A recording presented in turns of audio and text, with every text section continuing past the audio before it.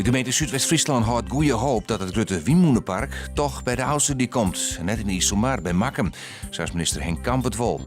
Kamp zei juist dat er het helderheidsonderzoek voor het plak van de Wienmoen van de gemeente naast een del lezen zal. Vitesse-supporters binnen net welkom in het centrum van het Heerenveen. Vrouw Gint aan de wedstrijd in SC Heerenveen. Dat heeft burgemeester Tjeerd van der Swan in de maar de politie en justitie besletten. Dat de politie toch supporters zocht, dat die voortstuurt, herinneren ze de kans dat ze het stadion net inmaaien. Het tal vogels dat opfretten wordt door raafbeesten is dit hier explosief omheen gegaan in Friesland. De predatie van nesten van gruidevogels laat in woongebieden op 70%. Dat wienen hier daarvoor tussen het 10 en 25%. De moezepleeg, dit hier lijkt de oorzaak van de grote stijging van het tal nesten dat opfretten wordt. Joen jouwt de Wienemdel, het wordt droeg en de temperatuur komt op 7 graden. Manier eerst nog wat ruim, maar ik droege periodes.